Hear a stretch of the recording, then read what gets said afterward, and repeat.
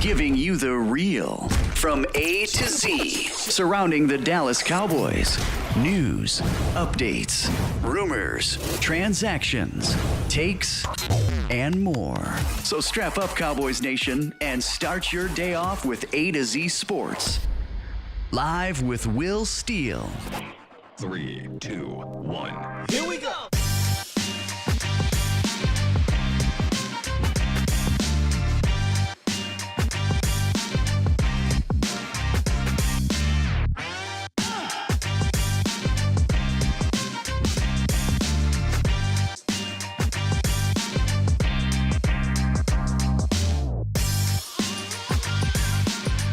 Good morning, good people.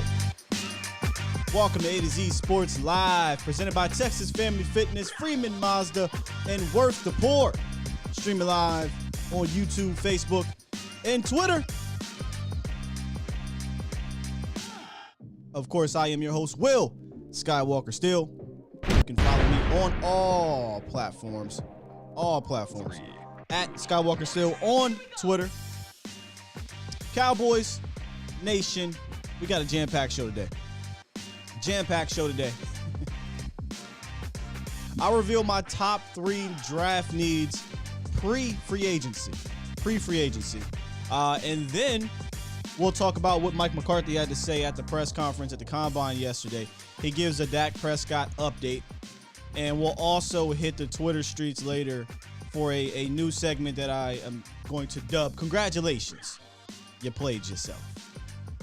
Wait till y'all hear this, man. Wait till y'all hear this talking head, this BS this talking head is spewing from yesterday. So we'll do all that and more. Make sure y'all stick around. And if you do want to call in, you can call in. Call in line is 351-999-3787. 351-999-3787. Give me a second here while I fix some things. Y'all know how we do. But appreciate y'all for being here this morning. We have a lot going on today. I wanted to put together a good show today because we're moving past the Stephen Jones stuff, right? We're moving past the Catboy stuff. Although, you know, we can still always Catboy it up. But it's time to start looking into the Combine because it's here. I believe today, if I'm not mistaken, you get our first dose of on-field participation. So look out for that. If not today, it's tomorrow. But look out for that. And then there will be no Kyle Yeomans today. We couldn't get, I told you guys, it's tough with guests, especially because he's down there at the Combine. So just hold tight for that. However, though, we'll break stuff down ourselves, right? We're going to break stuff down ourselves. So y'all make sure y'all tune in for that as I finish up tuning up my own dang on thing, right? And here we go. All right, I think we're straight now. All right, shout outs are in order, man. Let me get over here. Yes, Tom Donnie Burner account. I did see the presser, and we're going to talk about that a little bit. Shout out to Stephen White in the building, Alpha Mason, Sadiqa. What's up, Sadiqa? Danny Savage, Iceberg Q, TC915, Mark Canella, Brandon Edwards, Frankie Franchise. How's it going? Hey, let me go ahead and super chat you up, Tom Downey. Appreciate you. Burner account. I got to make sure I say that. Miss Sheila. Terrence C. Snatching ankles in the building. Mike G. Derek Fish. Captain America. TC on the drums. Over here on Facebook. Who we got over here, man? Y'all in here early. CJ Richards, D.A. Lee, Peter Rizzo, and Chuck P. Appreciate you guys joining me. Jam-packed show today. Good morning, everyone coming through. Let's go ahead and jump right into it. What's up, JP? B47 Vic. Fresh fade in the building. Let's go ahead and jump in to the roundup because we have a lot to get to today, and I don't want to hold you guys for 2-3 hours. I'll try to get this done in a very orderly fashion. Y'all know I can get going and we could be here all day. So I try to get this going in an orderly fashion. Here we go. Roundup. Look at them, it's about that time.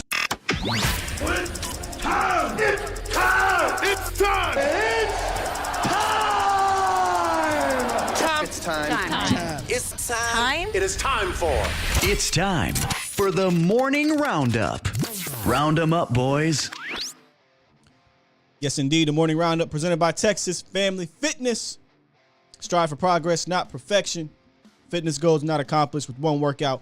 Progress towards your goals with Texas Family Fitness, a solution for your fitness goals. Check out any of the 9 locations in the DFW area or visit TexasFamilyFitness.com. So this is basically going to be about the McCarthy press conference yesterday, and I don't want to bury the lead here, but I kind of did that, right? Dak Prescott yesterday was revealed that he had cleanup shoulder surgery in his non-throwing arm. And Twitter went on fire. How do I feel? I mean, initially I'm like, okay, you know, I'm not really looking at it as a big deal. It's a non-throwing arm thing. It's an off-season surgery. Usually these things happen. However, you know, it's going to be made of something. And listen, I get it. It's a shoulder. It's your quarterback. It's your franchise Q. Anytime anything like that happens, people are going to get a little worried. So I ask you guys, how worried are you? Very worried? Not worried at all about the cleanup shoulder surgery for Dak Prescott. Here's what Mike McCarthy had to say about it. He was one of, I think we had one of 8 players that had postseason surgery. So he had to clean up of his left shoulder. So it's something that needed to be done. So he's rehabbing that, but he's starting his process to get back into it. If you clean up of his left shoulder. No, I don't see it. It's not a concern. We have no concern. He's doing well. Not expected to miss any off-season programming. And you heard Mike McCarthy. It's not a concern. We have no concern at all. Well, let me just say this real quick. I'm just glad it's right now and it's not later in the offseason, because it's hard to trust the Dallas Cowboys when it comes to injuries. It just is. It's hard to trust them, man. We heard them say, you know, nothing to worry about. He'll be back on the field in a couple of days in the offseason around, July in camp, and he missed damn near a month, if not a month. The DeMarcus Lawrence stuff, he took a long time. Neville Gallimore, he took a long time. Ezekiel Elliott, right? Zeke played on a torn PCL, and it didn't come out until afterwards, and it makes you look incompetent when you're running out a injured back, not resting him when you have a capable, healthy guy behind him, Tony Pollard, who was eating. So I don't trust these guys, but what I do trust is time.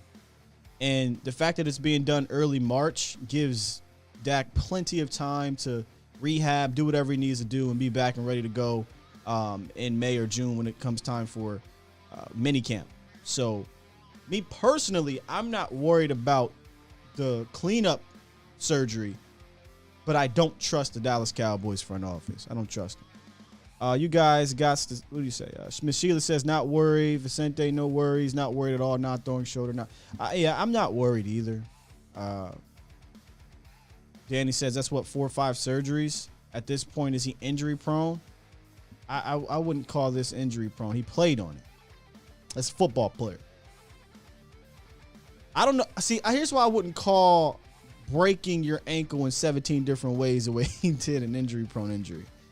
That is just a freak of nature.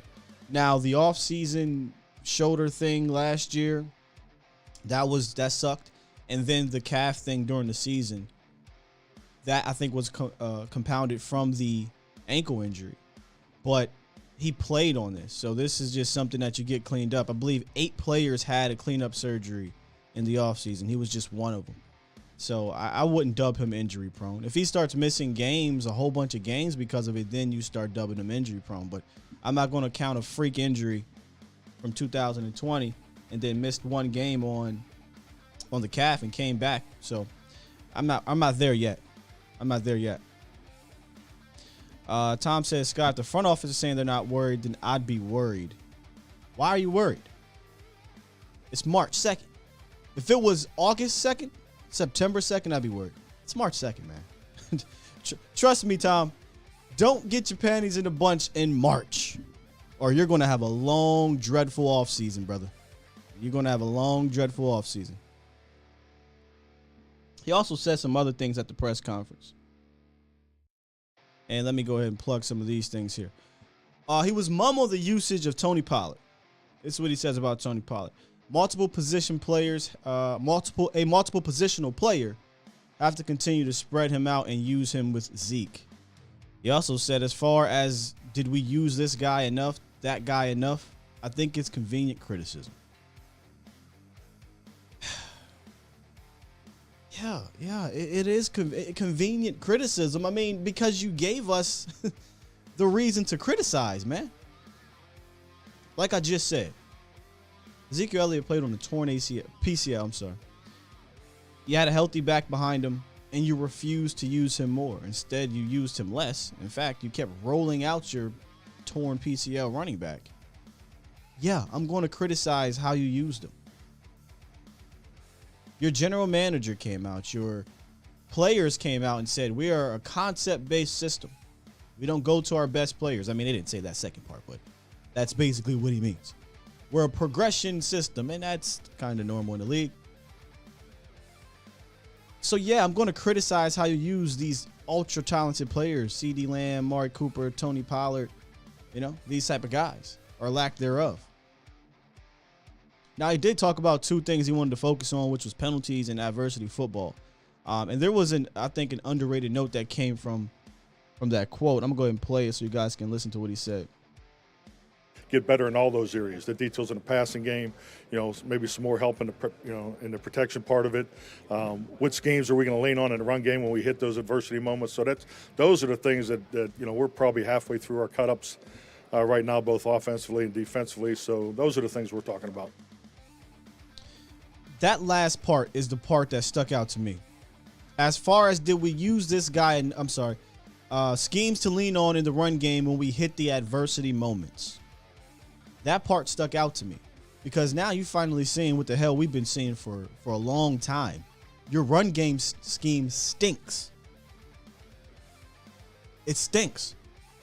And he says when you hit adversity moments shouldn't be 4 minutes left in the game or 2 minutes left in the second half.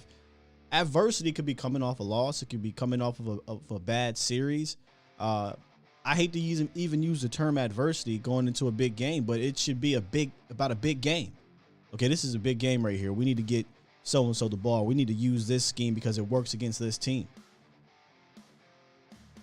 But it's good to know you're acknowledging your run game scheme stinks.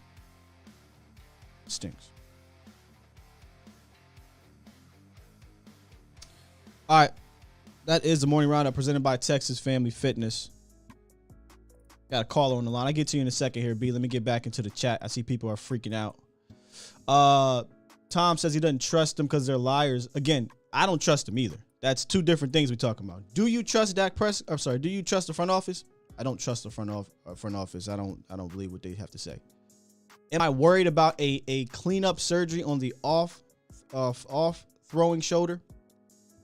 Non-throwing shoulder? No. In March?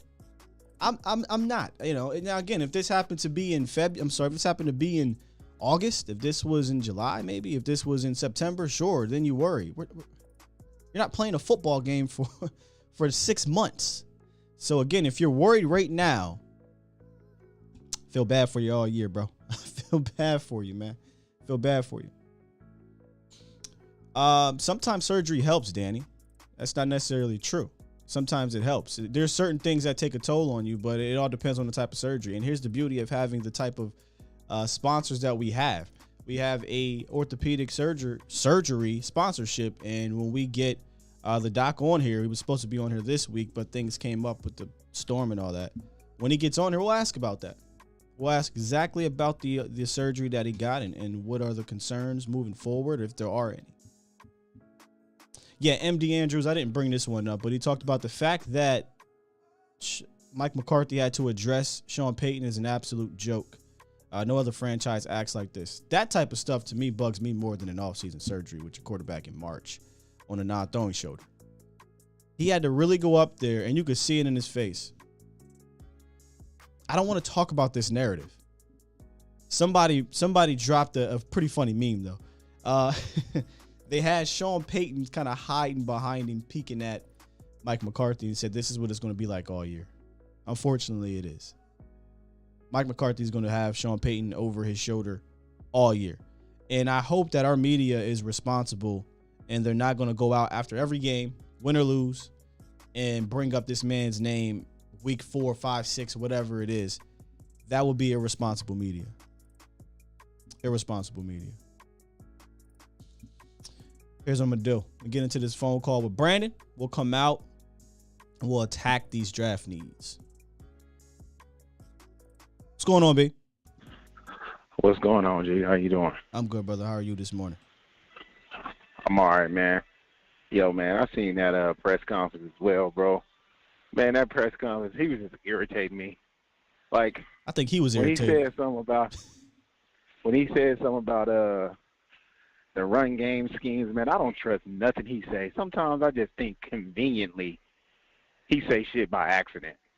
Like, I don't trust nothing they say, bro. I hear you. After what they did with Zeke last year, letting that man play on one leg, it's how do you trust an organization that does a player like that and says that they care about the health of their players? There's no way you can convince me of that. That man should not have been on the field for at least 4 games.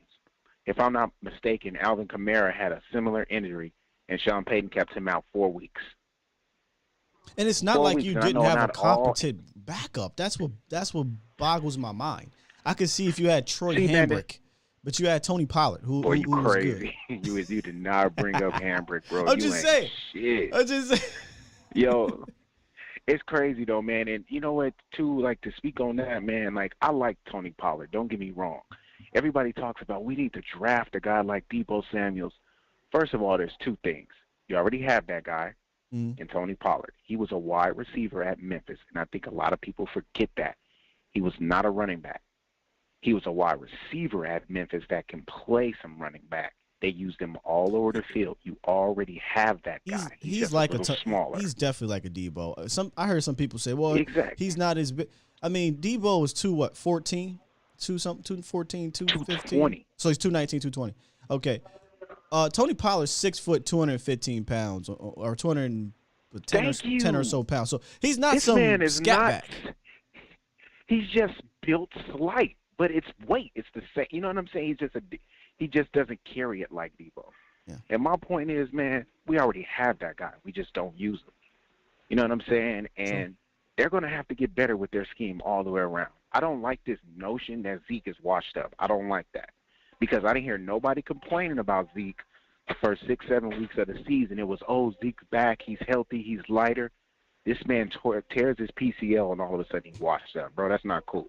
Yeah, I think Because we have if Zeke was healthy, we have to find a way. Easily. We have to find a way to Easily have separate the two. 1,400 Bro. yards. We have to find a way to separate. Exactly. Zeke is washed with. Zeke plays a position that he'll likely be banged up. That's just the nature of the position. If Zeke is healthy for 16 games, Zeke is going to eat. Right. I just personally don't don't. think- I have a hard time believing he'll be healthy for 16 games. As long as he doesn't tear anything, I think he'll be fine. But I think he'll easily have 1,400 yards. I think he can average that over the next 3 seasons. I really do. I don't want As him long as to. he's healthy. You don't need And Ezekiel to Elliott to me- average 1,400 yards, man. You got Tony Pollard, bro. Well, you know they're not going to re-sign him. Come on, man. Well, We're sitting at over here least- talking about all these other free But agents. will they keep? They're not gonna Will they re-sign him. keep Zeke? We don't even know if they're going to keep Zeke after this year. You don't know that? Are you listening to Stephen Jones talk? I'm going to tell you why they're going to keep him, bro. It's because Okay, cutting go ahead. him will admit that they're wrong. Sure. That's why. They That's admitted why. they were wrong on And Des I'm Bryant. counting on that. They admitted they were wrong on They wasn't- Jalen Smith. They're about to admit they were. They I wasn't don't even wrong want to on Des call it Bryant. wrong. Okay, whatever you want to say. They're about to cut DeMarcus Lawrence and or Amari Cooper. They cut Jalen Smith. They cut Des Bryant. They cut DeMarcus Ware. Why is Right. it out of the ordinary to think they would get rid of Zeke next year? Now, did you hear Stephen Jones on Zeke? What else could he say about Ezekiel Elliott for 2022? You can't cut him right now. It doesn't give you any money back. It does nothing for you. You can't trade him because no one is going to take that man's contract. So they are essentially stuck with Zeke in 2022. So, of course, he's going to say he's coming back, right? Watch how that tune changes next year. And mark this date, March 2nd. Come back here next year. If they don't touch his money, by the way, and they still may. And watch how that tune changes when this cap hit is big and they can save money if they get rid of him. Watch. You just watch. See, I think Zeke's smart enough to take a pay cut, though. At that position, I think he's smart enough to do it. Just like DeMarcus Lawrence. I think DeMarcus Lawrence is smart enough to understand that. See, the thing about these Cowboys, bro, what pisses me off is they talk about winning deals, but all they do is lose them. That's all they do is lose these deals that they try to make, bro. With these damn Cowboys, DeMarcus Lawrence, I like him. Good player. But where they messed up at is they paid him like he was a pass rusher on the right side. He's a left defensive end. Yeah, but you paid DeMarcus Lawrence like he was Von Miller because of the position title, not because of the player. But you can't. But see, it's 2022, man. It's a different era. Like both sides of the line on defensive end can get after the pass rusher, right? We've seen that. Like J.J. Watt was a left defensive end. What's that mean, right? Just because he played, it's not a. DeMarcus Lawrence was not. What are we doing? No. I didn't say. Let me finish. I was cutting you off. That's why I stopped talking. My fault. I'm just saying that J.J. Watt was giving you 10, 11 sacks up and down the line. DeMarcus Lawrence had given 14. When was the last time DeMarcus Lawrence? I'm not talking about post. I'm not talking about post contract. You brought up when they signed him. Okay. You said they made the mistake of paying him like a right defensive end. I think that's ancient thinking. If you are a defensive lineman and you're impactful, I don't give a damn what position you play, because you're right. You're getting after the passer. And DeMarcus Lawrence got his money because he got after the passer. He had something like 20-something sacks in 2 years, a 14.5 sack season, and I think a 10 sack season. So they paid him for that. He just hasn't been the sack artist since then, and that's fair criticism. And they paid him a year late because they wanted to try to get another year out of that deal, and they fucked themselves in the long run, where you could have had him for 14, 15, then he went out and they get it again, and now he cost you 20. Yep. Same thing with Dak. But they don't do it with Zeke. And that man had 2 years left on his deal. Bro, it's just, I don't understand what they're doing over there sometimes, bro. It's like you said. They're losing hope within the fan base. Yeah. And trust right now is what I'm losing. I don't trust them. I don't think Stephen Jones knows what he's doing in the cap era. I think he got a pass for a while because Daddy was kind of far left with the contracts, right? We thought so, at least, right? He was giving out all these contracts to the Ken Hamlins, the Jay Ratliffs, I think T. New got paid, which he deserved. The guys you cut, the Marion Barbers and things like that. I think he went so far left with those contracts and then some of these outlandish trades, Roy Williams, Joey Galloway, that when Steven kind of took the reins a little bit, he calmed that down. And we all thought, well, at least I did. I'm not going to lie. Oh, okay. We're kind of coming back to the medium. But no, he went the entire other way. And he did some of the things with his dad that his daddy did by giving out these contracts. He just waited too damn long. Right. You know what I'm saying? And what I think, what they got going on, man, is they're going to have to figure out what they're doing. Because like you said, when you got job security, you can do business like this. You heard what I said. Business. I didn't say run a football team. Yep. You caught it. And that's getting in the way of the football operations, the business part of it.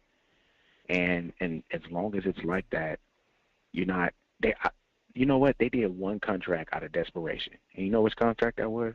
Zeke. Because Jerry Jones thought that they were going to have a football team that was going to compete the year he held out. And that's why he was so desperate to get him back in camp when he gave him a contract extension and he had 2 years left, bro. Like, how do you justify that? You don't. That was a bad deal. You don't. That was a bad deal, but that was desperation because he thought he had a team that can compete. I find it hilarious. So it's like we want them to operate out of desperation, but that desperation is just like so misplaced. You see what I'm saying? It's like we can't. This is how bad it is, bro. Desperation is a strong word. I don't want them to operate out of that because that yields this type of stuff. I want them to have a sense of urgency. But I just find it hilarious, the Zeke situation, where you allow the all-time great Dallas Cowboy and NFL all-time leading rusher Emmitt Smith to miss multiple games in the 90s. And I love Zeke. He ain't no goddamn Emmitt Smith. Right.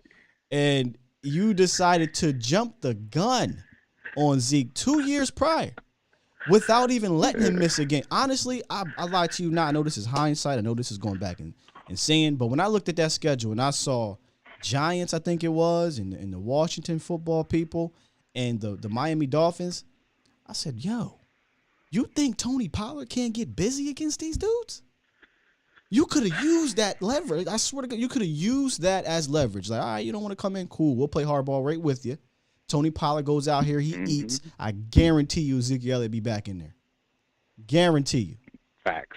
Got to take it to the woodshed. Facts. You know what I'm saying? I don't know what they're doing over there, man. And I'm going to say something about this draft, and I'm going to let you go, G. You know what, man? When I look at this team, the one thing that I do trust them to do is evaluate offensive linemen in the first round.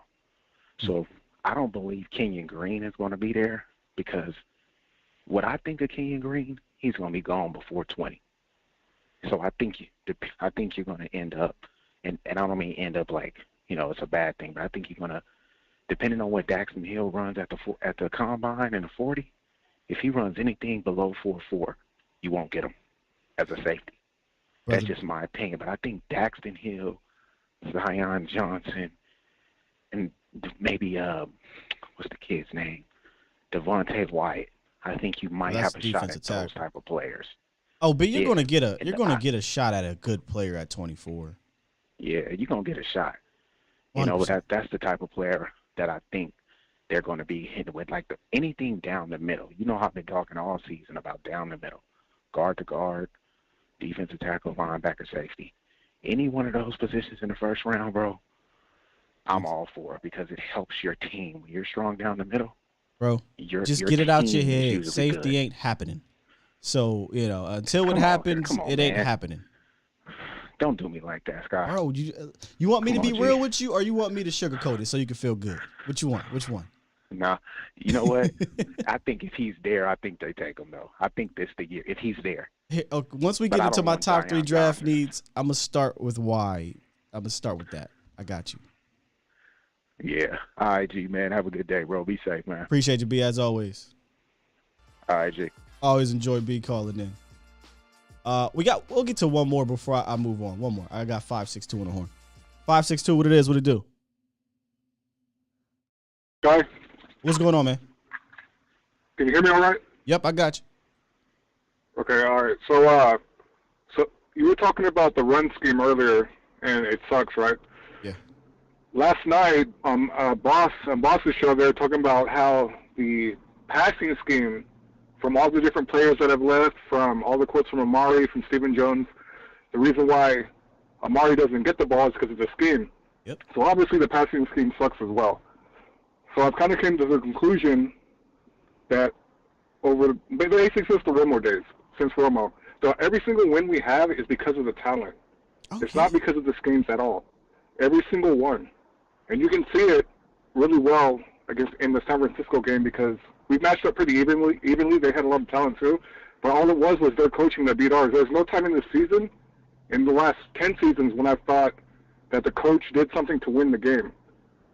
And one of the weirdest things that stays in my mind about what the coaches did actually kind of lost us the game, and that was after the fake punt against San Francisco. And they did that weird thing where they stayed on the sideline trying to do some dumb, have Frisco call a timeout. That was dumb. That was a coaching decision. That was just really stupid. So every single win has been because of the players. I don't think it's because of the coaches at all. It's because of the talent that Will McClay selects, brings in, and that's it. Yeah, that's something I've been harping on before McCarthy got here with the Jason Garrett era. One of my favorite sayings always was, when Jason had his horses, the team was good. When he didn't, you saw that, he couldn't really elevate the squad. And me and Jesse talk about this a lot, Jesse Holly. There's going to be at least 1 to 3 games where you need your coaching to win it for you. And I'll give them credit for maybe in Foxborough, I thought they coached pretty decently, but there's not too many big time games where I'm like, man, this was a hell of a schemed up game or a hell of a coached up game. And I've been saying that for so damn long. So I'm right there with you. I do think that the Cowboys have always had the talent, but I'll say it so much. You're probably tired of hearing me say it. But the difference between talent levels in the NFL is minuscule. It's not huge. So when you go up against a team who can match you talent for talent, now let's see where the coaching's at. Because I'm going to need my coaching to help elevate over said coach's team, right? Like if you're going up against an Andy Reid, do I trust McCarthy and Kellen Moore to out coach Andy? I probably don't. Bill Belichick, they did it, but I wouldn't have trusted him going into that. Sean McVay, no.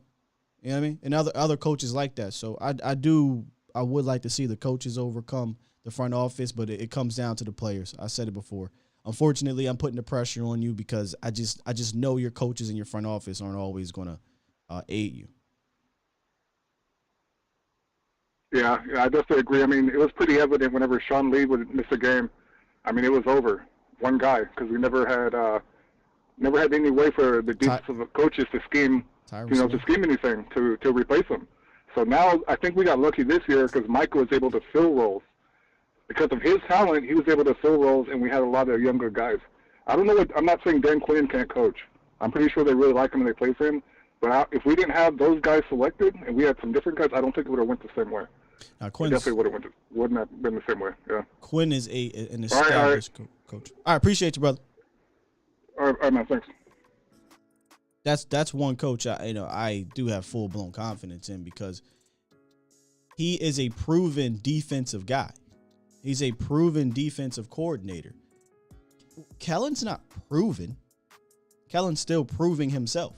And I think he's starting to develop a Cliff Kingsbury Cardinals-like reputation where it starts off hot and then it kind of fizzles towards the end.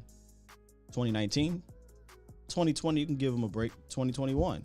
I mean, that's a pattern. Now I just need to see you adapt, get better. You're still young. You're going to be in this game for a while as a coach. So it's not like he may not be here, but he'll be somewhere else. And I just realized I got this date wrong back there. My apologies, y'all.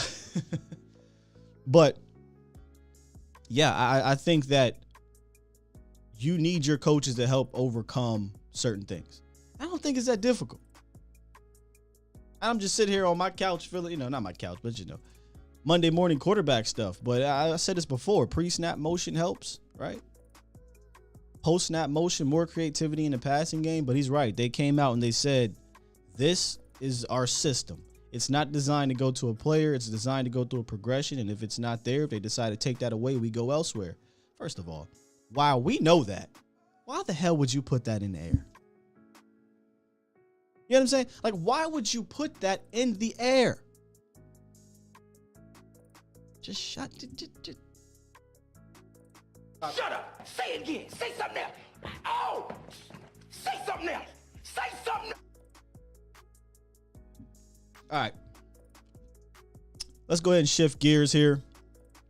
And we're going to head over to my top 3 draft needs. Heading into free agency, mind you, since it's Combine Week. But before we do that, let me remind you about our Freeman Mazda ride of the week this week, which is the Mazda 3. Ladies and gentlemen, the Mazda 3, 2022 Mazda 3, I'm sorry, has an affordable price. Uh-oh, are we here?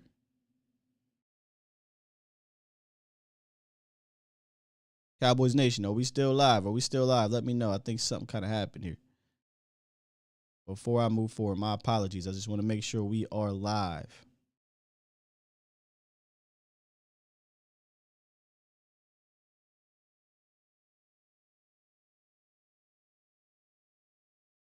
Can I get a thumbs up? All right, we're good. All right, thank you. Appreciate y'all. The Mazda 3 ride of the week. Affordable price, luxury type of vehicle with a ton of features that I enjoy. The Apple CarPlay, Android Auto, blind spot monitoring, backup camera, and the keyless entry. By the way, I never talk about the keyless entry, but I do enjoy the keyless entry. I just go up to the car, press the button on the handle, boom, I'm in there. So make sure y'all check out freemanmazda.net if you want more information on our ride of the week, which is the Mazda 3. All right, let's head on over to my top 3 draft needs pre-free agency. Now, I'll say this. I won't reveal them all at this moment. We're going to go ahead and take it one at a time. But I want to start off where B kind of mentioned it. This third one may shock you. because I'm going to omit a position. And that position is safety, Cowboys Nation. And the reason why I'm going to omit that position is because I don't believe the Cowboys are going to address it in the top 3 rounds, top 4 or 5 rounds, if we're being real. Unless they do something that I would love for them to do, and that is just go up and get our guy Kyle Hamilton. But that's not happening, right? It's not going to happen. It's not going to happen. And like I said, I struggle with it because that is a position that is near and dear to my heart. But we just don't address it, man. We just don't address it. Unless the freak of the draft falls, and that's Kyle Hamilton, I don't think it's going to happen. So let's get into it.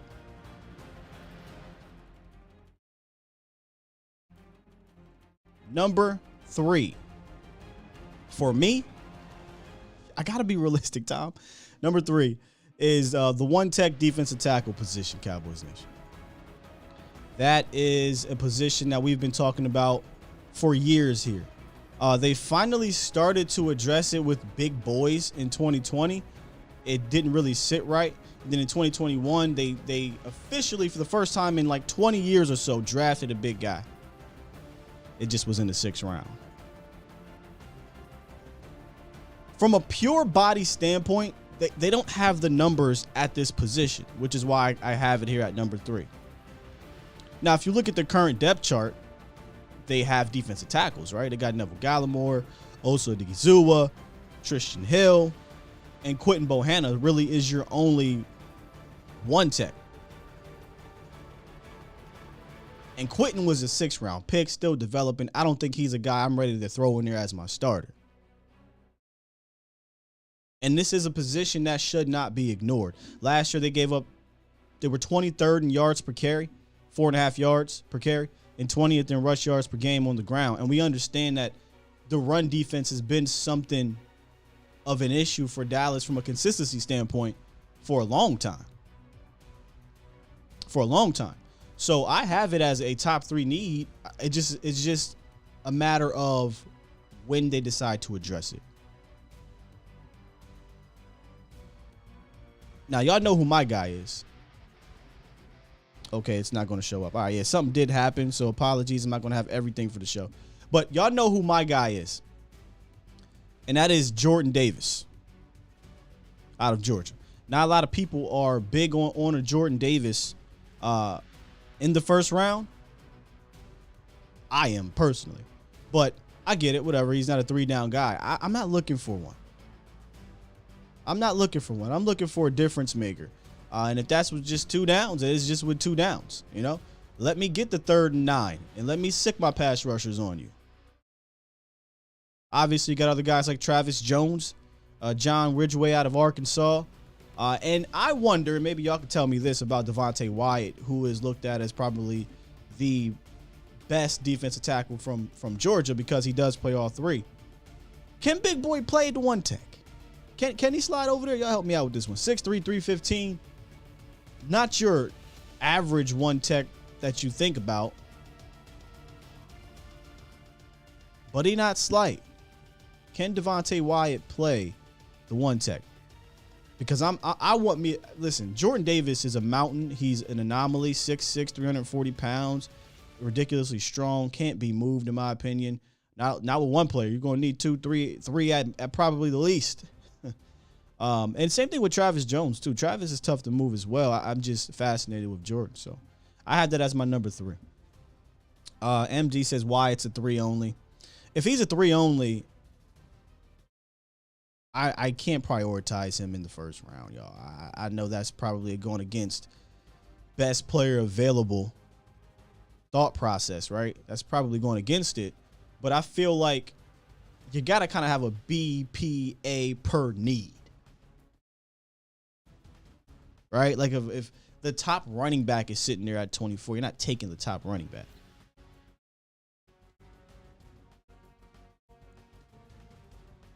See what y'all say here. If we could use a top 100 pick on a dominant one tech, I would love to use it on Davis. Yeah, that's what I just said here. Joe said Davis only a 2-downer. That's true. You know, that's something that I can't knock y'all for. Jordan Davis is a 2-down defensive tackle, but he is a massive 2-down defensive tackle. And I can't pull up. I was going to pull up some of his film here, but something happened in the middle of the show that knocked it out. So my apologies. Just keep rocking. So that's number 3 for me. Is that about right? Does that fit in your top 3 needs, or you guys have that outside of your top 3? Because for me, that's in the top 3. It doesn't mean I take it in the 3rd round, the 2nd or the 1st. Although, depending on who's there on the board, I would do something. Shoot, I'm getting my own hopes up, Tom. I am. I'm just hoping that if one of our guys are there in the 1st round or 2 at that one tech position, they do so. Because if you think about it, I feel I'm higher probably on, let me see if I have it up here. I'm higher on Osa Odigizua in year 2 than probably most. I think he could be a fantastic 3 tech. Get an off season in him. He's got a ton of experience this year. Another year under Dan Quinn, I think he can be your disruptor there. And I know maybe we bump up all these guys. Neville Gallimore might have been that guy last year. But I do like the combination of Osa and Neville. I don't feel the need to have to grab a 3 early. And that could be going against BPA. But I got Osa here for another 3 more seasons at least. I got Neville for another 2. And Tristan's kind of just a bonus. So that's where I'm at with my number 3 need going into the draft pre-free agency. Remember, pre-free agency, things can change. We can go sign a 1 tech. All right, let's get to my guy Mel Hayes real quick before I get to my number 2. What's up, Mel? Man, I think what's going on, brother, man. I gotta say, man, you are the ultimate professional when it comes to this, man, because I know I'm speaking for you too. As Cowboy Nation right now, I really don't know if we've ever just felt more like just blah, you know. And for you to come on here, man, every morning, still deliver content, still deliver fire, bro, like that is just, you know, the ultimate professionalism, man. So hats off to you, man. Appreciate you, brother. Love the top 3, but it was something you said. I wasn't planning on calling in on the real, but it was something you said. I was like, oh man, finally somebody said that. What was that? BPA per need. It's not just, man, we got to go BPA. Like, you just hear that. Everybody just throws that out there. BPA is BPA per need. Even when people kind of like, well, they went BPA with CD, they kind of did. If you really look at it, was Amari a free agent that year, or was he already re-signed? I can't really remember, but yeah, that they went BPA, but that was easy. It was super easy. Plus, you really, you know, Cobb was on his way out, right? So you did still need a 3rd. Yep. And he was the best player. Like, he was the best player on the board at a position that you can add depth at, and you still need it. It wasn't like you already had Gallup, CD, and Cooper, and then you still drafted another receiver. It was, you kind of like, okay, we can add another dog here. I mean, why not? Plus, there was nobody else really on the board at that time that, you know, superseded what he would have brought to the team. But I feel like when people just throw out BPA out there, you got to still have some context behind it. Like you just said, you're not going to add a running back. If a running back is the best player on the board, you're not going to add that. You're not going to add a quarterback. Yeah, you're probably, you know, there's some positions you're still going to stay away from. Yeah, you got to have some self-evaluation, right? You got to look at your roster, and if we're talking about just the 3 tech position, again, I'm high on Osa. Maybe they're not. What if they go into it and they say, you know, we're not looking at him as the future, and we're not looking at Neville? Then yeah, you throw that up there. But you definitely have to base your best player available process on your needs too. I'm sorry, you just can't go in there willy-nilly. Yes. Like for instance, let me say this real quick. and I know this is a long stretch, this is a stretch at this point. But if Amari Cooper is on it, say they come out and say, listen, guys, we were totally wrong here. Amari Cooper is going to be a part of the future. In fact, we're going to extend Amari Cooper for another 2-3 years, whatever, right? And you got Amari Cooper and you got CD Lamb, and you're sitting there with some of your better players on the board at positions of need. Do you pass on the third best wide receiver, even though he's a slot or two above?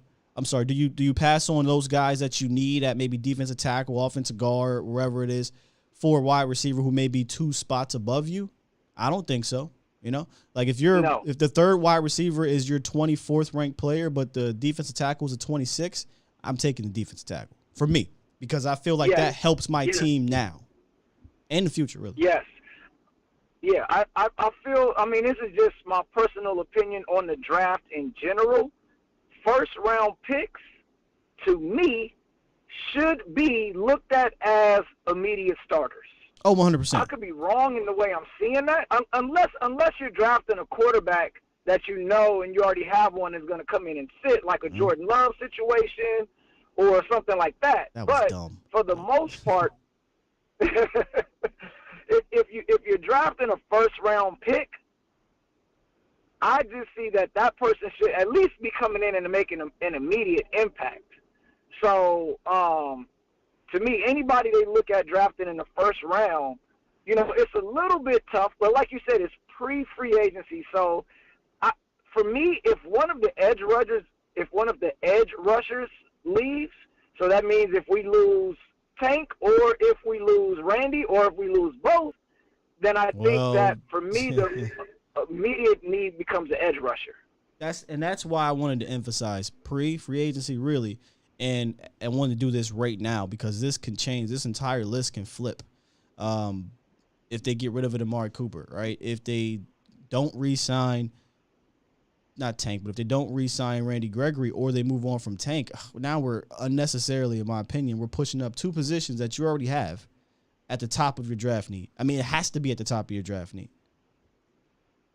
Yeah, exactly. If you lose one of your edge rushers, I mean, and I don't like the idea of, well, we just move Micah down to the edge. I think Micah is best as, like, to me, Micah is the Debo of defense.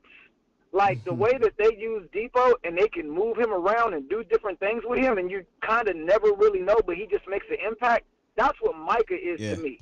So Micah's that guy. You don't want to pigeonhole him into any one position because he can do so much. So I don't like the idea of like, oh, we'll just move Micah to the edge if we lose one. You want to be able to use Micah at the edge, but not lose him as a linebacker. You don't want, so I don't like that idea. But if you lose the edge rusher, you got to go there. Like you said, they're not going to address safety. And I think I'm only speaking defense so far, but I still feel like that offensive line needs some help. I personally, another position we haven't spoken about is offensive tackle. And the reason I'm bringing up offensive tackle, if there was a great tackle at 24, well, obviously it may not be great, but if there's a tackle at 24, I would look there as well because you're not going to get a whole season of number 77, you ain't getting a whole season of 77, and you may not get another season out of 77. So I'm struggling, Mel. I'm struggling at that position, man, because, y'all know me. Right after the season, I'm like, dude, we might have to rip the Band-Aid. Tyron Smith is in and out. He's probably not going to be around much longer. I kind of maybe prematurely pushed that position to the top. But then I don't think that's premature. That's fair. I don't think that's premature at all. But here's I don't think that's not unfair. I mean, look at what we've been dealing with. I'm going to say the past at least 3 years, but probably longer than that. Tyron is not available. He's just not available. True, but here's why I thought it might have been a little bit premature because I didn't give my second cousin enough credit. So I went back and watched and wanted to see his development more at left tackle as the year went on, and I was encouraged with what I saw. Now, don't kill me, Cowboys Nation. I'm not saying you throw him in there right now. What I'm saying is, if you're going to bring back Tyron Smith, which I think they will, Mel, then I may be prep still to be my left tackle, right? I feel good about still being my swing. So I don't know that I need to jump. At the very least, I can extend him for 2 more years and then see what happens. But unless you're getting here's my thing about tackles. Okay. I want to get the best tackle. I want the best tackle. I don't want to get the 4th best tackle. I'm not saying they can't develop and be good. You can get 2nd-round tackles, right? They can be good, things like that. But if I'm in the market for my left tackle of the future, I kind of want to get the best one. I kind of want to jump up and grab the top 1 or 2 tackles in the draft, or 3 tackles in the draft, not settle for the 4th, 5th, 6th one. And if I do draft one early, I feel like I got to get them in there, right? They may get in there by default because Tyron is hurt guy, but if you still got Terrence Steele on this roster, why not slide Steele right there? If I got Steele, I feel good about that. And now you say, okay, listen, Tyron, you hurt again. Maybe I'm going to get a real long look at Terrence as a potential left tackle. If it don't work out, then you go into the draft next year and you draft your future tackle, and you play him right now. I'm not really for sitting my 1st-round pick for a year or 2, or whenever they decide to get rid of Tyron, and Tyron decides to call it quits. So I'm torn on it. I get it if you want to take one. I just feel like if I take one, he's not going to play. No, I like what you're saying. I totally feel that. What's your last one? I'm gonna let you go. The center position. What are your feelings on taking a center in the first, let's say, 3 rounds? If there's one there, I don't know the draft. I'm not that guy. Yeah. So, what is there a guy out there to be taken in the first 3 rounds? And then what is your feeling on taking a guy in the first 3 rounds at that position? I'm gonna be 100 with you. It's Tyler Linderbaum or nothing for me. I do think he's a bit of a freak in regards to the center position. I am a little less down. I'm not as down on the center spot as most. I feel like the center spot can be upgraded. I don't mind bringing in competition, be it mid-round or later. I'm very intrigued about Matt Forniak. I really am. I know y'all probably like 7th-round guy. What? I just am. I'm kind of interested to see if he could be a guy that could develop into your full-time backup center. Just a small thing to think about. They never cut him. They never designated him as a guy to swap out somebody from COVID or to bring somebody from the practice squad. He remained on the roster. So I think that's something to think about. And again, I know there's other centers out there, but I just feel like there's so many other positions I want that if you're not going to draft a Linderbaum in the 1st round, I'm not wasting, I hate to use the word waste, but I ain't wasting the 2nd round or 3rd round pick when I want to get a linebacker or offensive guard or a defensive tackle, right? Or maybe it's going to be a defensive end. Hell, it might be a wide receiver. There's just too many other positions that I think we'll need more than the center position. I feel like you can get by with Tyler Biadasz for 1 more year, and it's his first full year starting, so maybe he gets better. He makes that 3rd year jump. Yeah, we saw it with Steele. And what was that guy's name? Lindenbaum? Tyler Linderbaum. Check him out, man. Iowa center. He's the consensus number 1 guy. All right, brother. All right, man. I'm gonna jump back on in this on the audio version. All right, bro. Appreciate you, fam. All right. Listen, y'all have no idea. There's a lot of crap going on with my technical standpoint, but y'all here, so I appreciate it, man. I appreciate it. Yeah, I am not draft center guy because it's an immediate need. I would love to upgrade from Biadasz, but we got to understand, again, I have to kind of take off the frustration of Cowboy fan and realize across the leagues, the offensive line's tough. Offensive line play is just not high. And I think Biadasz, you can get by. Like, let's be real. We've had a ton of good games with Tyler Biadasz at the center position. I would rather address the position next to him. And let me go ahead and get to that real quick. Stage says, Sky, if Sauce Gardner's there at 24, oh, goodness, y'all killing me. Like I don't expect – I'm trying to be real. I don't expect that man to be there at 24. But if he's there at 24, how do you know what I mean? How do you pass on that guy? And that'd be one of those CD Lamb situations, right? Like Sauce to me is way above my 24th overall player. So CD Lamb was way above my 17th overall player. So yeah, that's an easy BPA. That's one of those things where it's like, well, what else do you want me to do here? Pass on this ridiculous talent? So yeah. But let me get to my number two draft need pre-free agency. I think this is an easy one, and he brought it up, and we talked about it a little bit in regards to offensive line. And it's not center. I know we see Tyler Linderbaum right there, but it's not center. It is offensive guard.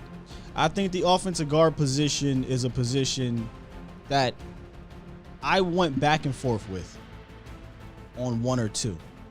And the only reason why I didn't label it number one, is because technically Connor McGovern could be your starter if need be. And I know that y'all probably just threw some tomatoes at me. But no, seriously, man. I mean, he's got starting experience. He can fill in a position if it's not addressed. I just don't think he's a long-term option. Right? And I think this will be a good time to get out ahead of that position by drafting a long-term option. And I think they'll have the opportunity to do so if they so choose. Now, a few weeks ago, we brought up the options at guard, right? We talked about the Zion Johnsons, the Kenyon Greens, the Darian Kennards, right? Mid-round options, and then obviously you could slide La'el Collins in there.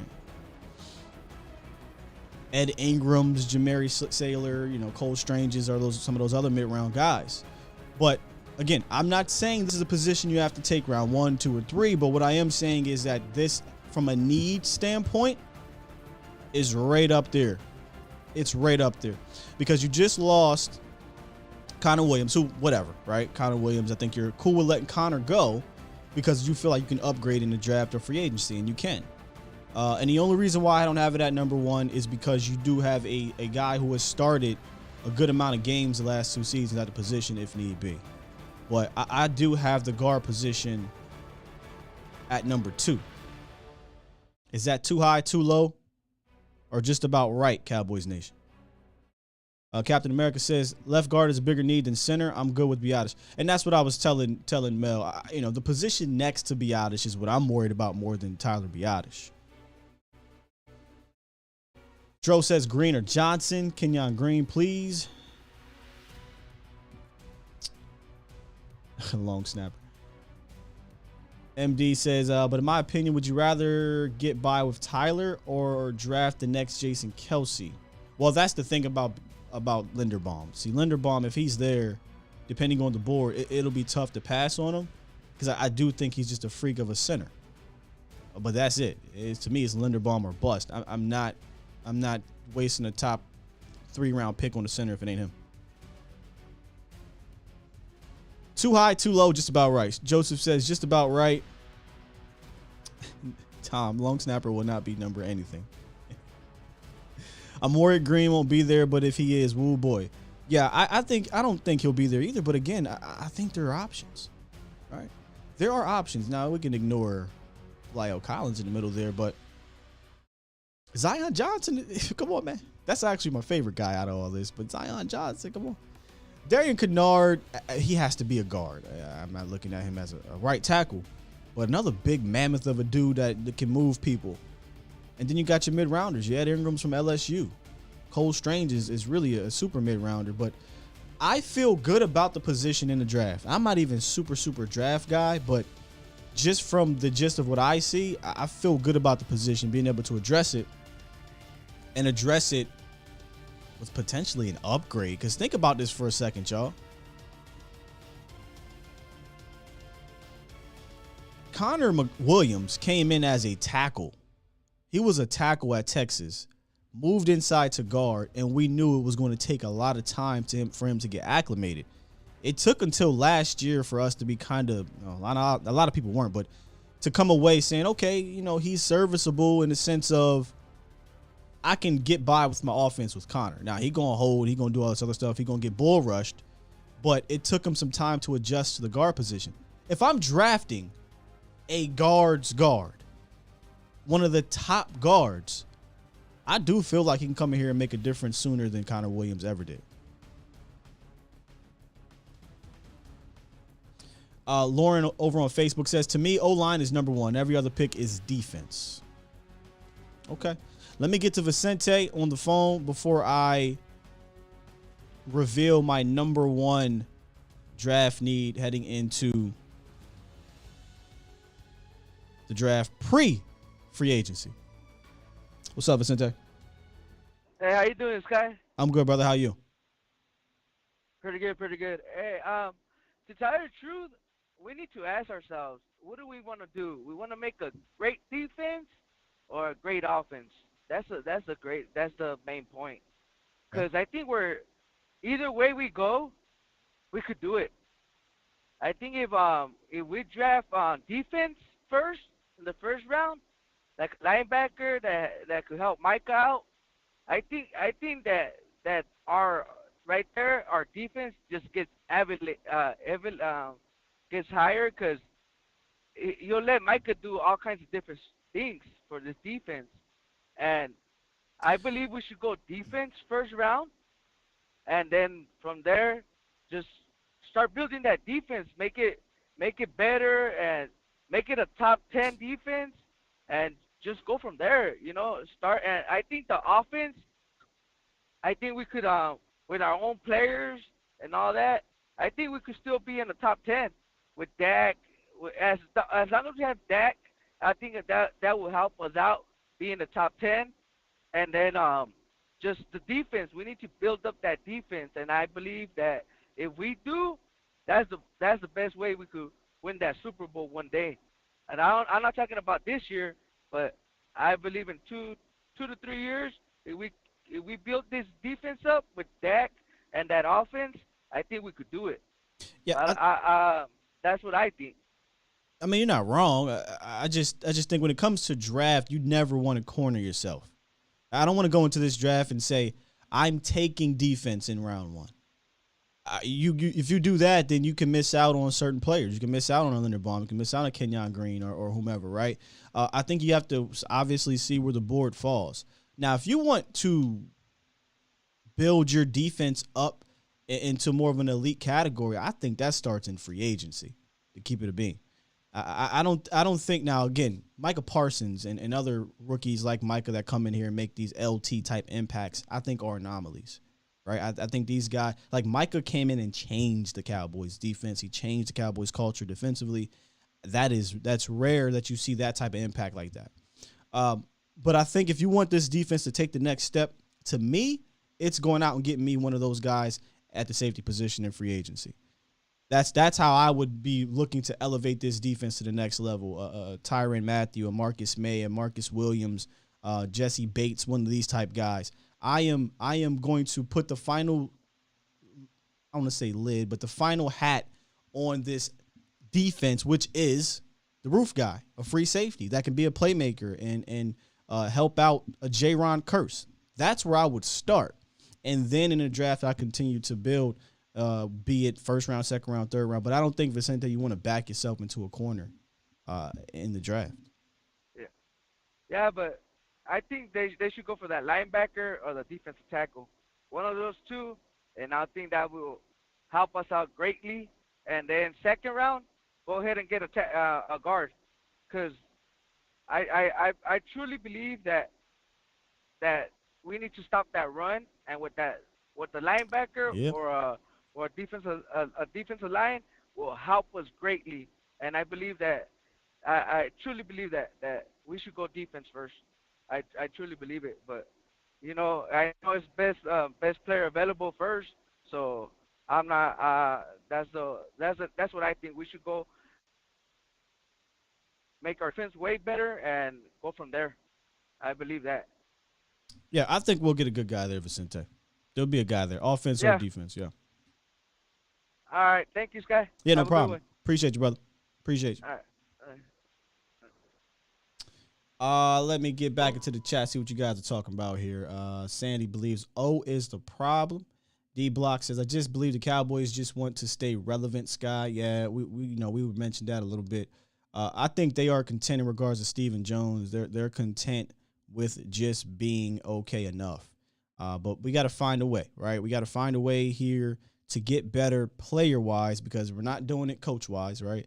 And we're not doing it front office-wise. So I want to accumulate as much talent as possible to try to get to that next level. Ken Trock says they making Micah a comparison on NFL Network already. Who? There ain't no Micah in this draft. I'm sorry, Devin Lloyd and Kobe Dean. No. You know? Micah Parsons last year, I said this before he was drafted. I didn't even know he was going to come to Dallas. I said from a talent standpoint, this man is a top 5 to 3 talent. But people don't want to hear about they don't like the off-field stuff. He didn't play in 2019, and he's not a quarterback. Only reason why that man didn't go in the top 5 to me was because the quarterbacks got pushed all the way up the board as they normally do. Other than that, I'm going to just be real with you. I think he was the best talent in the draft. For real. And I know that's hindsight 2020, but Pitts was regarded as that guy. And I said, well, why can't Micah Parsons be put in that same category? Why y'all label him as a linebacker? This dude is more than just that. He can do everything. Now, did I know he can go and play full-time edge? He did it in high school, but I didn't think in pros he'd translate that damn fast, but he did it. So, yeah, man, Micah Parsons, a comparison who? Who in this draft is Micah? I'll come back on here and say I was dead wrong, but I don't see that at all. I don't see it at all. All right, before I get to my number one reveal of top 3 positions of need in the draft, pre-free agency, and make sure I pull this up because I want to make sure I get this right for y'all. 1 minute.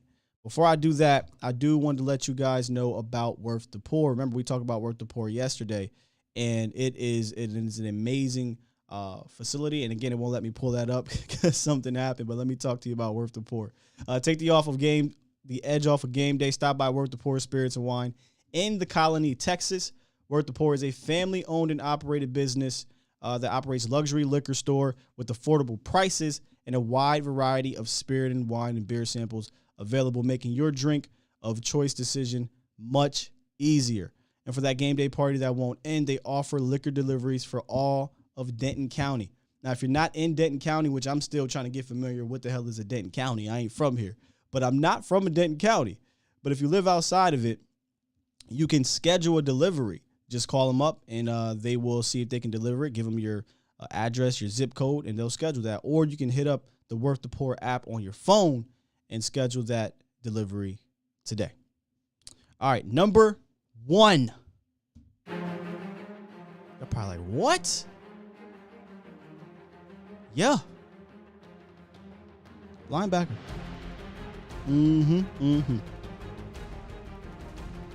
Linebacker is number 1, man. I know we got Micah Parsons and all that good stuff, but you have one healthy body, Cowboys Nation. One healthy body at the position. And I know he might play like 3 people, but with what they like to do with Micah, you're definitely going to need multiple guys. There's a potential they'll double dip at linebacker if they don't attack this position in free agency. Seriously, I thought they could have did it last year, and now hindsight 2020, I would have loved if they did it because of what happened. But I'm still high on a Jabril Cox, so we'll see. But this is their current linebackers on the team. Obviously, you got Micah Parsons, who is all-pro Micah Parsons. He'll be here forever. You have Jabril Cox, injured, coming off an ACL. I still believe in Jabril Cox. I think he can be your running mate with Micah, but it's unfortunate what happened to him. So I can't go into this draft or free agency and just ignore it because we got Jabril Cox coming off an ACL. I still have to address it because you only got two guys. Now, here are the interesting ones with Francis Bernard and Luke Gifford. I don't think these guys are any long-term solutions as is, but here's why it's even more of a reason why you need to draft a linebacker, and probably early. Francis Bernard is an exclusive rights free agent. Probably will be around, but an exclusive right free agent is a player who has fewer than 3 seasons secured and an expired contract and is not allowed to negotiate with another team if their original team offers a league minimum contract. Dallas most likely will. They don't have enough bodies not to offer him a league minimum contract. And for a guy like him, you're talking about probably less than $1 million or $1 million. So you need to extend that exclusive right free agent to Francis Bernard just for body purposes. He's been around for a few years, special teams guy. He'll likely be on the roster, but you're not really counting him as a starter or a guy that's going to play a lot of snaps. Luke Gifford is another interesting one because I like Luke Gifford. He played the most snaps of his career this year, not a ton, but the most. But he's a restricted free agent. Okay, a restricted free agent is one with 3 or fewer accrued seasons of service who has received a qualifying offer. So they have to, give him that. And again, due to the number of linebacker in the linebacker situation, I probably hit him with a restricted free agency. I'll give him the qualifying offer, depending how much it is. I don't know what it's going to be. But you just don't have enough bodies at the position to go into this draft with 2 guys and 1 healthy body. You know what I mean? So, linebacker to me is the number 1 need. Now watch this. Just because I think it's the top need pre-free agency does not mean you need to take that position in the first round. See, there's 2 different things here we're talking about. I actually really like this linebacking class for Dan Quinn. Now, there's the top options in the first round, 2 rounds, 3 rounds, whatever. You got the Devin Lloyds and the Kobe Deans, the Christian Harris of Alabama, Quay Walker, Chad Mumas. Just say Georgia. The Kobe Dean, Quay Walker, Channing Tindall. Just say Georgia linebacker. You can get one of those guys, right? You got the Clark kid out of LSU, Troy Anderson, hyper athletic, do-it-all guy from Montana State. Some people have been bringing up the Leo Chenal name, and I took a look at him. I mean, right away, he just doesn't fit the Dan Quinn profile. But he is definitely a throwback type linebacker, and I would be shocked if Dan Quinn takes a Leo Chenal type of guy. Just doesn't fit the Dan Quinn criteria, which I'll show you what that is here in a second. So there is no, I'm out on that cat. He's more of a body-wise, weight-wise at least, an LVE type, and that just isn't Dan Quinn. So before I get to the Dan Quinn type, linebacker as the number 1 pre-free agency need. Is that too high for you guys? Is that too high? I tried to break it down and give y'all a legitimate reason as to why it's number 1. Because I just don't see. Look, I just showed you the current linebackers. There just isn't many. It's really just Micah. Jabril is coming up. 1 healthy linebacker, Micah Parsons. I'm not comfortable with that. So let me see what y'all saying here. Is that too high, too low? Just about right. Vicente says nope. Kent says yes. Listen, Jamie, Chad Muma. There's a few guys I don't like to try to get too attached to. I'm already, Jordan Davis is 1. Chad is becoming a 2nd. And there's obviously the Devin Lloyds and the Kobe Deans, but I feel like I can get Chad later, right? And that's the thing. At the linebacker position, I feel like because of the depth, for me at least, I can get a guy after day 1. Now, if the Lloyds and the Nakobe Deans are just the best player available, and it is at a position of need, I just said that, you take them, right? You don't gripe about it. But I feel like you can also get a guy later because the way that Dan Quinn develops these guys.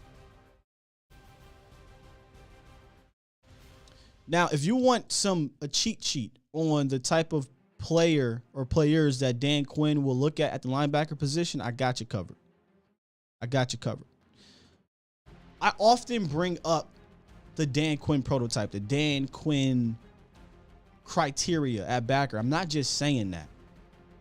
He truly has a type of linebacker that he will draft. A lot of people will say, well, what happened to KJ Wright? What about Wagner, he didn't draft those guys. Those guys, he was a defensive coordinator at the time. He inherited those guys. These are the guys that he drafts. Deion Jones, 6'1", 227. Duke Riley, 6'1", 230.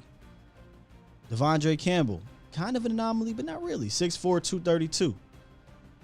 Michael Walker, 6'3", 230. Foye Oluwaquan, 6'2", 215. And then in Dallas, Micah, which is the outlier, and I'll get to why, 6'3", 245. And Jabril Cox, 6'2", 233.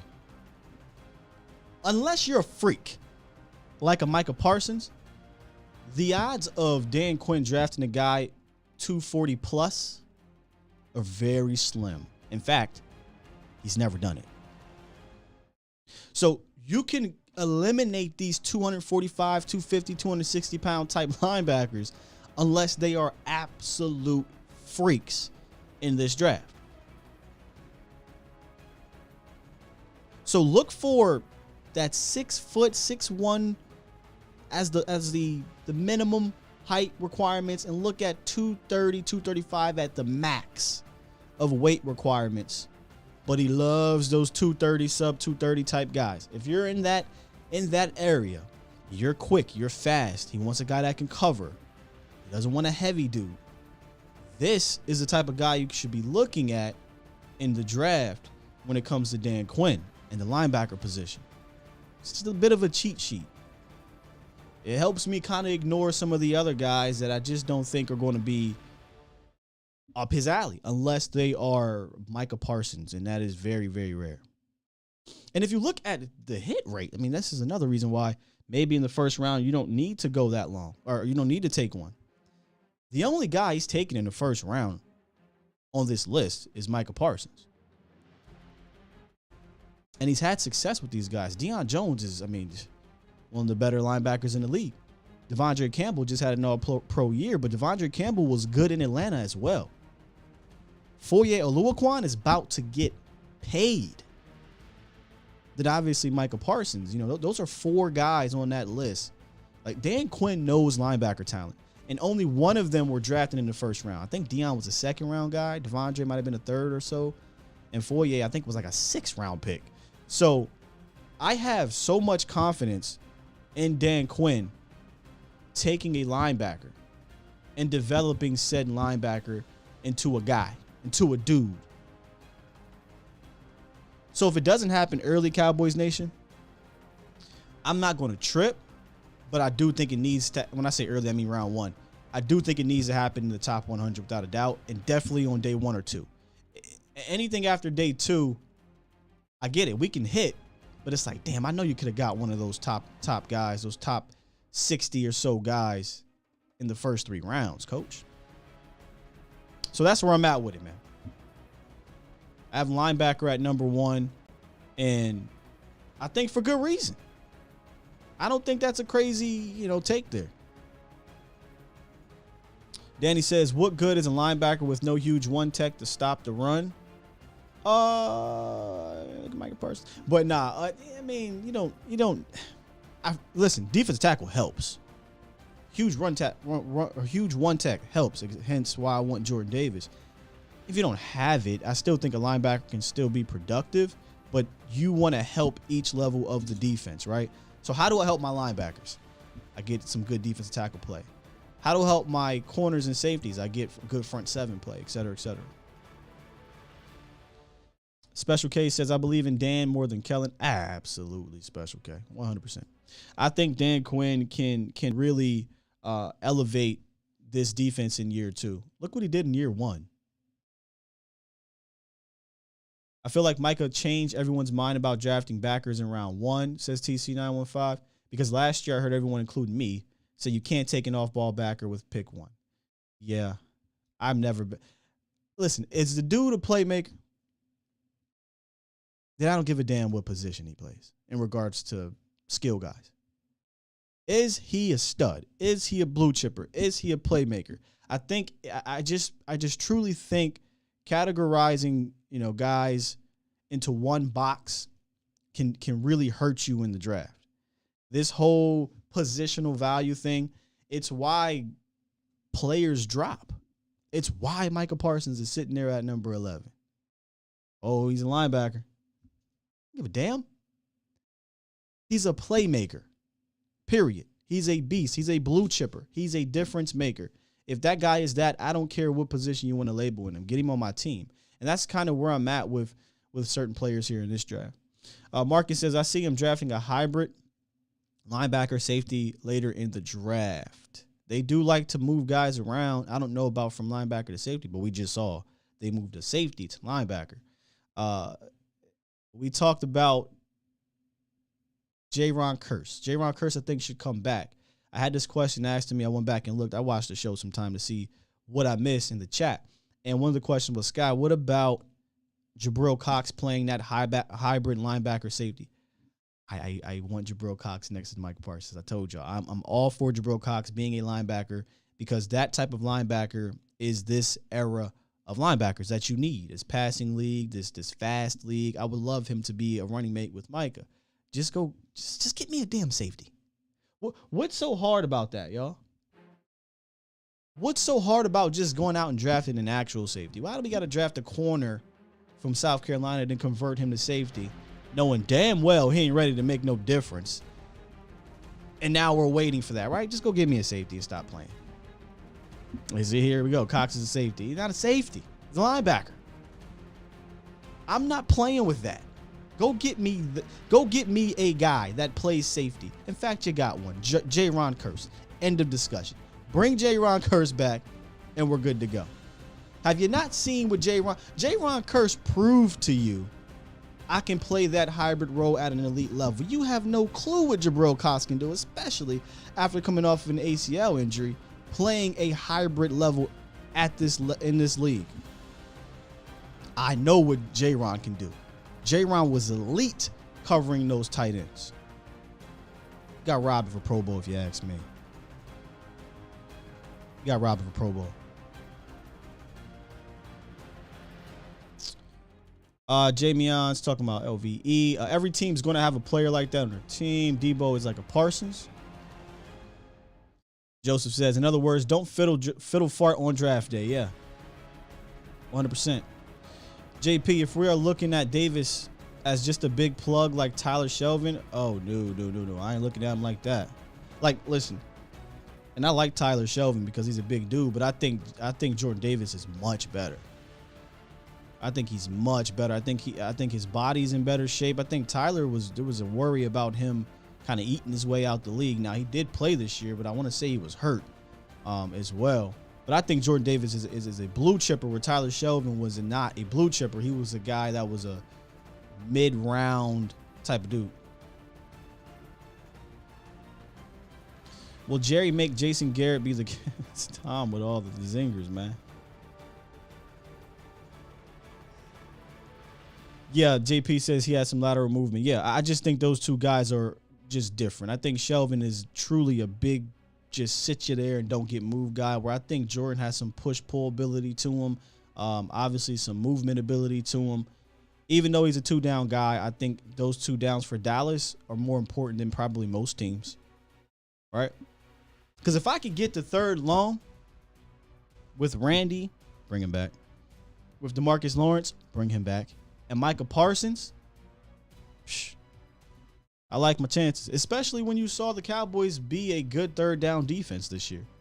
For the most part, they were a good third down defense. So the one thing they were missing was a true run stopper. And Brent Urban was there, but I think Brent got hurt at the point where everything was kind of just clicking for the Cowboys. We never really got to see Brent Urban with adversity later in the year. And he's older. He's 30, 31. So, I mean, we talked about bringing him back, but I'm looking for a guy for the future. Dallas has not prioritized two positions, in my opinion, that need to be prioritized in today's game. Safety, defensive tackle. I don't care if it's 1 or 3 tech. Doesn't matter. Get me a dude in the middle on the line and a dude at safety. Everything in between we can mess with. So, Kent just brought up safety, right? Am I tripping for omitting the safety position? And let me bring this back up. Because we talked about at the top of my reveal, Skywalker's top 3 draft needs pre-free agency: linebacker, offensive guard, one tech, defensive tackle. I said I struggled with not including safety here. And I think I did it because of biases, right? Like, I'm biased to the fact that they just won't prioritize it. But if we're being technical, it is without a doubt a need. Where do you rank it, though? Professor O says safe word time. Where do you rank safety in the Dallas Cowboys draft needs pre-free agency? I struggled, y'all. I did. I wanted to put it in here. And if I'm going to be fair with my own, observations, it's kind of similar to the linebacker position. You've got one dude you can count on at that position, Donovan Wilson. And that's stretching it a little bit because hurt guy, right? He's a hurt guy. So if we being technical, it is without a doubt a need. It's just that, are they really going to take one? Are they really going to do it? Thank you for the safe word. Apparently, this is the safe word. Let me find it. I'm not going to play it because I got it on something else. Pre-free agency, Professor O says 4 to 5 range. Post-free agency, maybe 1-2. Yeah, if I'm going to be fair, excuse me, I got it right underneath that one tech defensive tackle. Maybe on the same line, but it's right there. Bailey says, agree, safety is important, but the first 2 needs are O-line and linebacker. And Derek says no on Wilson. That's the thing, right? Like, and think about it. If you're actually out on Wilson, there's no safeties on this roster. So they've got to do something to address it. We listed a couple players. And we listed a couple players at linebacker as well. But this is pre-free agency. Now, we'll come back and we will revisit this. As again, this list may flip. In fact, it may flip prior to free agency. It may flip the minute we hear what the Cowboys are going to do with Amari Cooper. What are they going to do with DeMarcus Lawrence? I may have to put different needs up there. But as we speak right now, defensive end and wide receiver, I can't put there because they are still on this roster.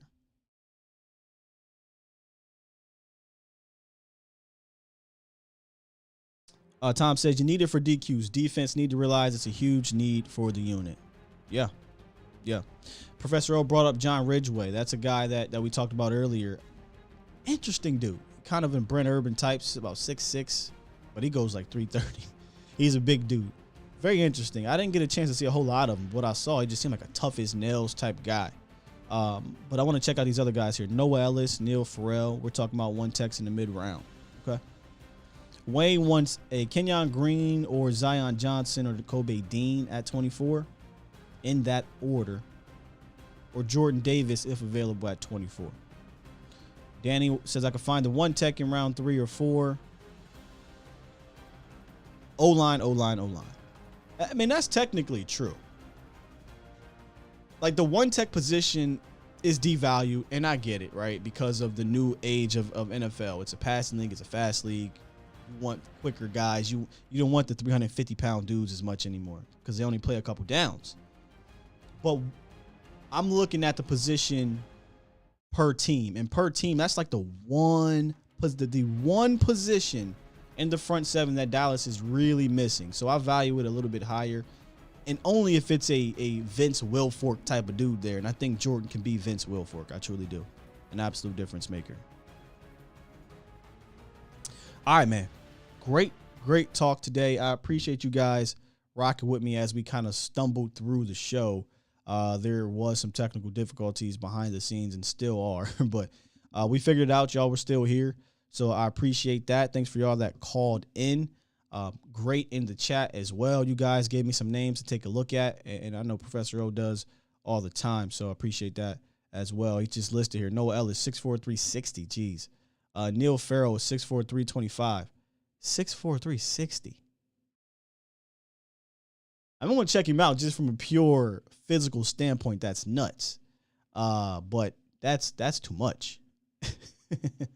That's a little bit too much, man. We got to lose some weight. We do got a big boy, Quentin Bohanna. But again, Quentin, I think, still needs to develop. He'll tell you that as well. But listen, guys, I appreciate y'all for being here this morning. Tomorrow we'll see if we can get that guest rolling as we hit towards the end of the week. We'll have some more combine stuff to talk about. We'll see who tested well, interviewed well, things like that. I try to reach out to some of my guys down there right now or up there, depending where you're at. See if we can get some good information and bring it back here to the show. All right? We'll see if we can do that. Make sure y'all check out Mauricio later. He had a wonderful show yesterday. I actually wanted to hit him up to bring him on to talk about that TP Zeke McCarthy situation, but we'll go in more depth on that at a later date. But check him out later on the channel as well as on Facebook. Follow us everywhere, A to Z Sports Dallas, Facebook, Instagram, and here on YouTube. And hit that like button if you haven't, man. That helps out tremendously. We're trying to get to the 15K, and then the next one before the season would be 20. So we're trying to continue to grow this thing. So make sure y'all do that. And just keep rocking with your boy. Go ahead and press this button so we can get on up out of here. Thank you, Lauren. Thank you. Kent, I'm not sure when this roundtable is going to be popping. In fact, I got to look at the chat here, but it may be coming back. We had a situation last week that didn't happen, but we may have it tonight. I don't know. We'll see. We'll see. Appreciate you guys. Tune in tomorrow, 8:15 or so-ish. Keep rocking. Love you. Peace.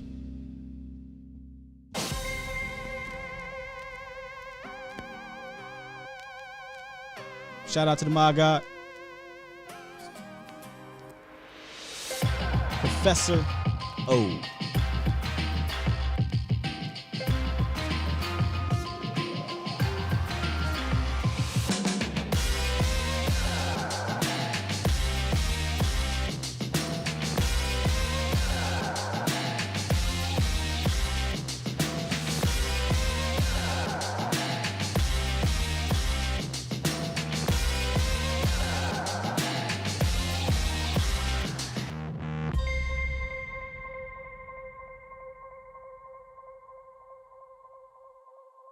I want me some glory hole.